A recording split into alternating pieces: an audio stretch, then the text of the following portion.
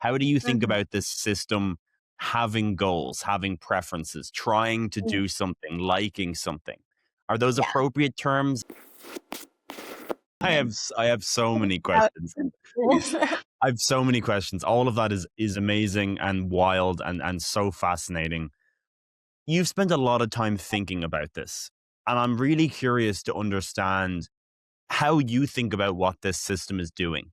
Like, it's impossible to not use human like terms when we talk about these systems, right? We start anthropomorphizing, we start saying that it likes doing this, it's trying to do this, and Yeah. it has a preference. We start using all of these human terms, and I'm curious how much you think those words are analogies or how appropriate you actually think those words are in those systems. Because Yeah. there's a lot of anthropomorphizing that you can do. One thing Mhm. that I learned from Michael Levin is that I really believe all of these things are spectrums and continuums now. But I'm curious Yeah. on your perspective on this. How do you think Mhm. about this system having goals, having preferences, trying to Mm. do something, liking something? Are those Yeah. appropriate terms? Are they analogies? Yeah. These are really, really good questions. And I also think that this whole thing is the full spectrum. Like, what is the meaning of? Do you think that humans have free will and have goals? Like, these are all, um, I don't know. Like, do I have free will? I probably not. I mean, the way that some people think that Okay. uh, but of course, like a neurobot, it's not has the same level of complex analysis and world model and whatever. Like it's more even simpler than and a lot simpler than an ant brain. I don't know what's the most simplest thing you can think about. But what is the meaning? Like it's as you said, I started thinking about all this. What is the meaning of wanting to do something? Right. Um, is it because how much of it is because you can't help but do that? Like, or is it like really like you have a control over what you, so when I say, oh, these neurobots like to go, I don't think they have a model in their nervous system that tells them, oh, I like to do this. No, they don't have that. But at one level, like if something was doing that, the word that you use is you like to do that. But also in terms of trajectories, that's always fascinated me that why like I go, you know, why do I take a certain path to go? Like you enter a lecture hall and then I have a tendency to like go up and then go right or whatever. And some people like do something else. What determines the paths that we take? Yeah. It's not like you could say, I like to do that, but it's something that is inherent in us that makes us do that. And I feel like that's kind of has to do in the case of neurobot has simply to do with let's say in the case of xenobots has to do with the distribution and physiology of those skin cells that like even in xenobots some of them do like small circles, some of them do lines. Do you say they like to do that? I could say that they have no choice to like what they anyway. Yeah, I feel like it becomes really philosophical, but um yeah, I don't know if I answered your question, but I feel like all I these don't. questions. This came up yesterday. I was giving a talk where I was saying, "Oh, maybe we can train neurobots to, accentuate some of these behaviors by linking stimuli with reward." But what is a reward? What is a reward for a neurobot? Uh, what is food for a neurobot? So it's all kind of thinking about these very basic terminology, as you said, that we use for ourselves and Yes. for other animals. But what is the meaning of that? Is a reward something that makes you move faster? Could you call that a reward? Yeah. All really interesting questions. I still am like thinking a lot and don't have the answers to everything, but I yeah. think I think one of the really fascinating things about this is that you're not just saying, like, does it have a label or doesn't it have a label? You can insert any label on that. but you can Mhm. actually say, well, how does something like intelligence, agency, problem solving, goal modeling, how does that change between a biobot and a neurobot? Like, how could you Mhm. operationalize those things in such a way and actually see how it empirically changes? So you're not just Yeah. saying it is an agent or it isn't an agent. You're trying to operationalize agency in some way. And then you're exploring, well, how does it actually change between these two things? So you're probing the continuum. You're poking at the spectrum of possibilities. You're not just saying, well, is it conscious? Is it not conscious? Is it intelligent? Is it not? Because these things aren't black or white, yes or no labels like they are. This allows you to look at the spectrum and be like, well, what's exactly different between these two systems? You know, and how does that relate to the spectrum that we usually talk about with these human labels? Yeah, and also I feel like one is the spectrum, but another thing is more like, um, kind of like fractal structures where you like zoom in and it's more and more and more. Like it's kind of like it's not like a neurobot is has more agency than a xenobot. It may be like it's a different version of it, or like I don't Well, I was like going to ask you maybe. that question. I wasn't sure. Like, do you think I actually was exactly because they do like, and how would you test that? I guess is the even more interesting question because you're just guessing. You know, Levin Mhm. likes to say like we can't just sit in our philosophical armchair here, right? We have to go do the experiment. Like, what would be the Yeah. experiment where we're pitching xenobots versus neurobots and figuring out which one has higher agency? That's almost a more interesting question than which one is has more agency, right? Yeah, but then yeah, I feel like then we have to define what you mean by agency. Like Right. if we really empirically test that, we need to have a definition of it and have a way of quantifying it. And I'm not sure. I guess I haven't thought enough, or yeah, I haven't thought enough about how you can design an experiment to actually test that. Because yeah, how do you like? Do you have maybe you've thought more about that than I have? That's A always what is Agency is a a super hard problem. I've had a bunch of conversations on the podcast about because complex behavior can look like agency, right? yeah, exactly. And we were so Brett and I were talking about this yesterday, and he has a really interesting framework for what looks like agency.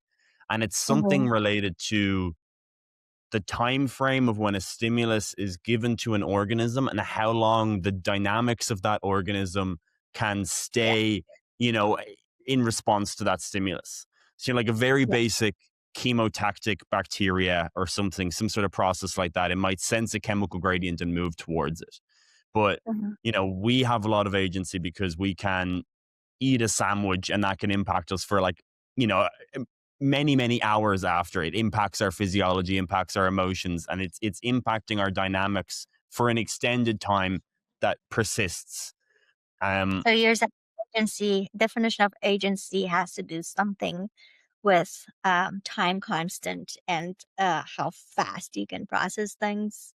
Like in bacteria, um, you have to sense the gradient and you might be slow when you eventually make it there. But if you have a dog or whatever, if there's a source of smell, they can more quickly go to that.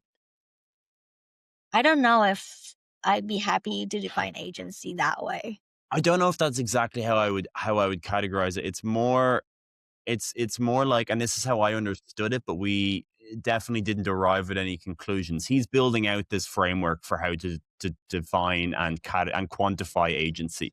And Yeah. my We'll have to understanding was it was something related to like you can have first order agency, second order agency, and third order agency. And really the difference between it is like the dynamics of that system.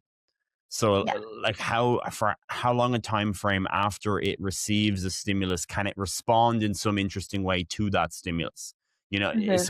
So like a first order system might respond immediately to that stimulus in a particular kind of rule based heuristic way.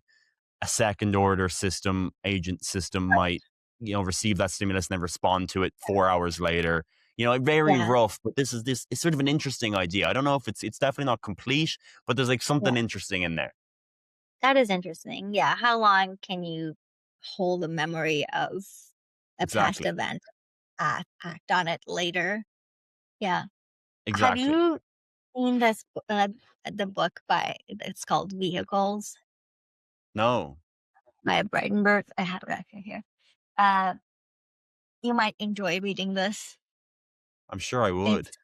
it's about it's about how can you build the most simplest system, simplest vehicles, simplest machines, and if you looked at it from the outside, you would think that it's that. So, for example, vehicle number one is the simplest one, and it's just getting around, and it's basically a sensor and a motor that are attached to each other in this Right. way. So, but then it gets more and more complex. So, for example, these are two vehicles. One of them likes to go towards the light, and the other one likes to go away from the light. Exactly. But Yeah, yeah. but they're wired that makes them do that. But if you look from the outside, you call that phototaxis, which does that mean that you have agency, or is it so?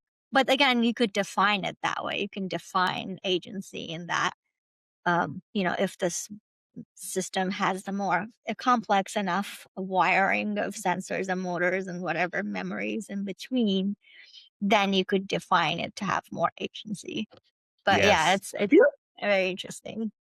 It's definitely not solved. I've had this conversation a bunch of times. I've spoken to Philip Ball about this. Have you read his book How Life Works? It's fantastic. Yeah, yeah, Yeah, yeah. It's a good. incredible. But like he talks about agency as like a central pillar of biology, and a big problem that biology has to solve at the moment is really figuring out what agency is. You know, our Yeah, cells agents, our proteins agents. Like, how far down does this go? And you know, how does the agency of one cell differ from the agency of two cells, differs from the agency of three cells? Like, these are all fascinating questions. And I think yeah, what you and Levin are attempting to do with this, in my mind, is probably the most interesting and possibly the best angle we can to try and get after these things. Because again, you have to have at some point put your foot down and define what this means, but then you have different systems that you can actually put in the experiment. You're not just sitting there and observing complex behavior. You can start to test these things. I'm yeah, curious, a line that I got from Levin that I love and is kind of can it's sort of persisted through a lot of conversations I've had now, is that biology is cognition the whole way down. I love this sentence. I mean, this is a beautiful phrase, and it's really mm, transformed the way I think about biology. But I'm mhm. curious what that sentence means to you. After doing these experiments, after thinking about this for a long time, like, what does biology is cognition the whole way down mean to you? Actually, it's the first time I hear that quote. So Really? I've heard Ah, a lot of cognition and biology, but the quote is interesting. I as someone who's come from like a systems neuroscience background, cognition is one of those like loaded words, kind of like consciousness, that it's really hard to define. And for me, like, oh, that cognition and consciousness, those words only psychologists use. Maybe this is like a kind of a judgmental thing, but um, I don't know, and I don't know. I don't have a good definition of a cognition. Like for me, it's cells, nervous systems, and the way that they are wired together, and then there's a stimulus and there's a response, and then what do you call cognition in there? Like where does cognition come? And I know Mike uh, talks about cognition even in single cells, maybe, and you could define that. But is cognition the same as computation? What is the difference between cognition and computation? And to me, like, I'm thinking more about computations that individual cells do, groups of cells do, the brain does. And each of them does, can do really complex kind of computations that could help them survive, however you want to call it. But to call it cognition, I don't know. Okay, you could call it cognition, but in my brain, it just means computation.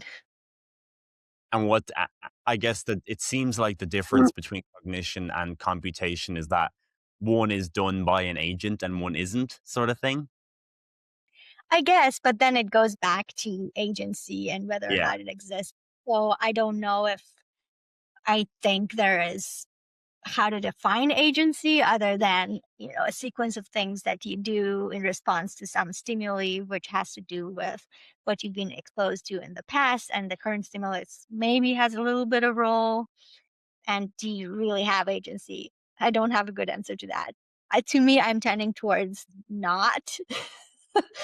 but but it also depends at which level do you stop. Like if you want to go back and back and back and back, then everything is somehow maybe determined. But yeah, Do you sorry, think it maybe this makes is sense to talk about these, to compare these terms, these human terms that we have labels for? Do you think it makes sense to extend it all the way down? Is that a helpful conversation to have, to use the same word, yeah, or do we need new yeah. words? I don't think we need new words. I don't know. I don't. I depends what it is, but I don't. I feel like it's more helpful to think about life and biology kind of as a whole one thing. But what I don't the problem with using words is that then different people might interpret it differently.